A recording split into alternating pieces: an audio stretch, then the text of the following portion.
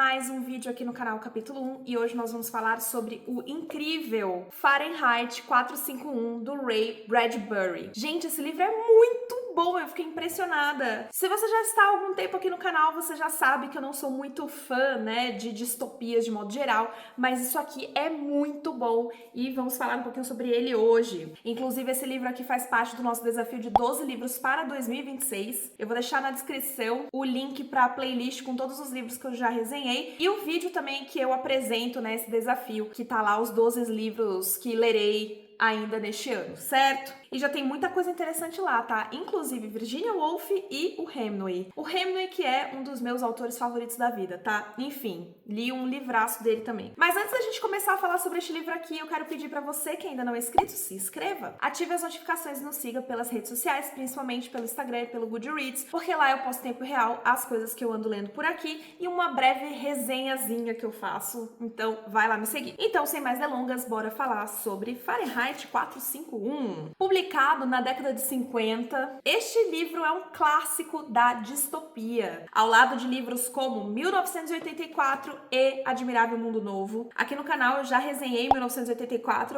eu gosto bastante desse livro, inclusive. Eu vou deixar na descrição também, caso você queira assistir depois. Mas o que essas três histórias têm em comum, né? Inclusive este livro aqui. A princípio, você pode pensar que é o regime totalitário, né?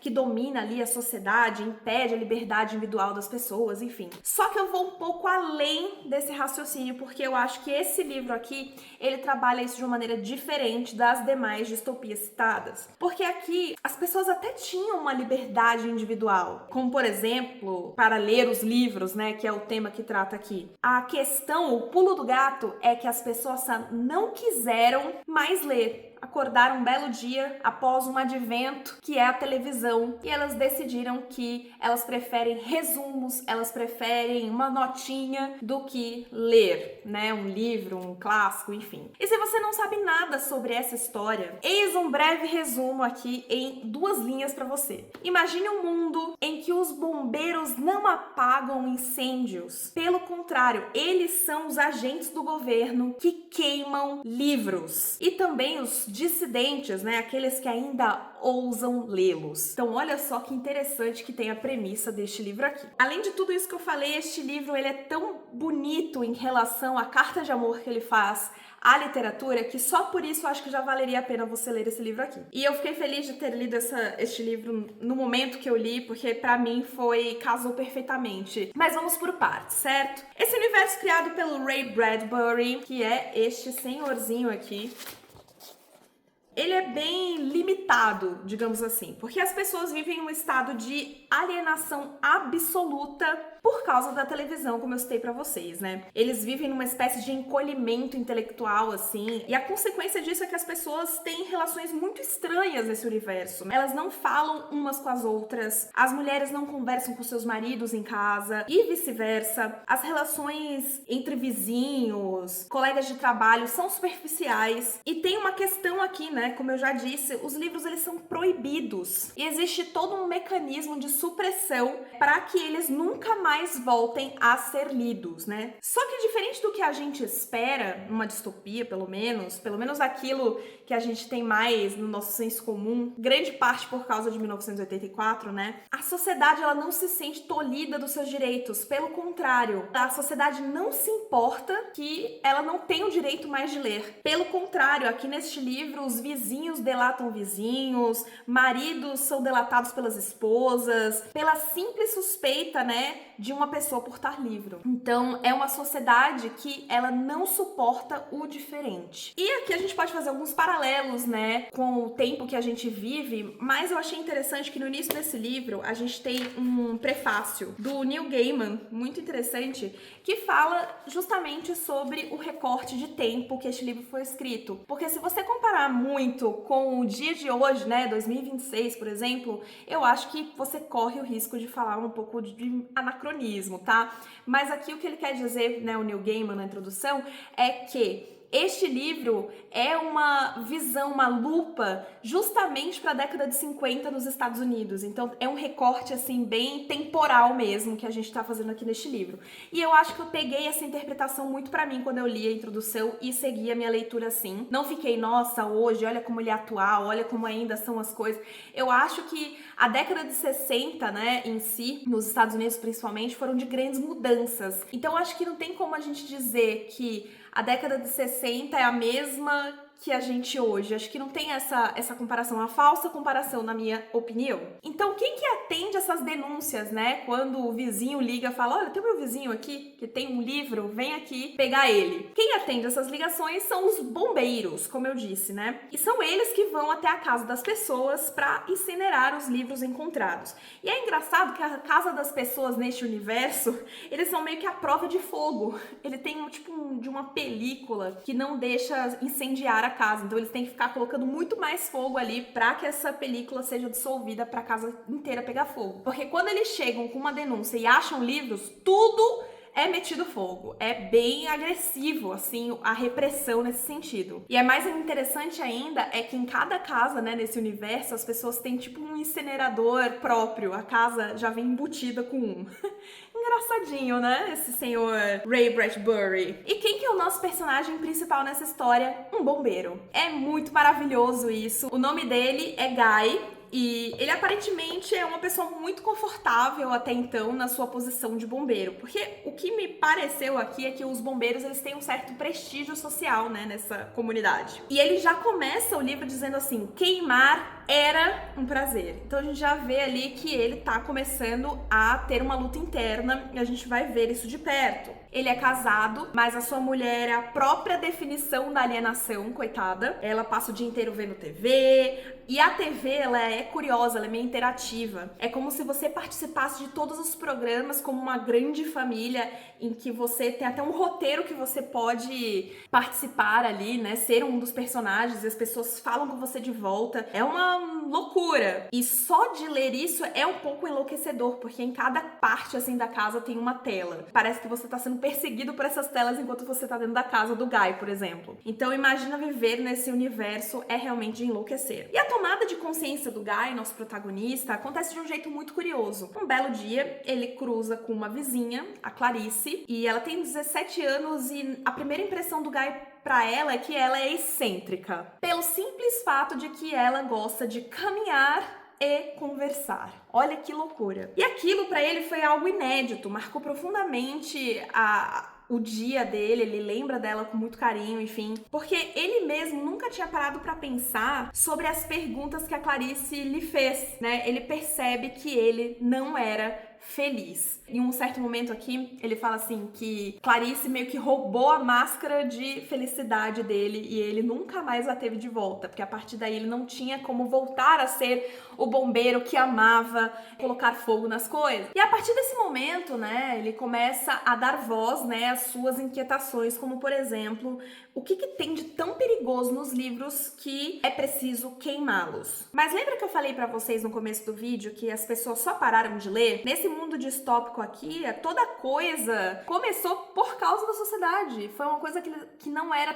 mais prioridade para as pessoas. E ler se passou algo tão obsoleto que ninguém mais fazia, né? Apenas poucas pessoas, digamos assim. E eu acho que a partir daí a gente pode fazer talvez um paralelo, né? Sim, com a nossa realidade, talvez. As pessoas leem, tá? Eu acho que tem muita gente lendo. Você pode questionar a qualidade. Então, assim, você tem que ter esses cuidados na hora de ler isso e falar, meu Deus, como é moderno essa história. Em um determinado momento aqui da história, o chefe do Guy, né, ali dos bombeiros, vai perceber que algo está diferente com o Guy. Como que você consegue disfarçar que você tomou consciência de algo? Quando você percebe o fundo de poço que você está, é algo tão desesperador que você não consegue mais emular uma paz, uma tranquilidade. Eu acho que foi mais ou menos isso que aconteceu com o Guy aqui. E após um incidente, porque ele aceita um chamado, né, dos bombeiros, ele vai até a casa de uma senhora, a senhora tinha uma biblioteca, ela é queimada viva junto com os livros, e a partir daí o Guy fica completamente desconcertado, ele não tem mais como ele voltar a ser quem ele era,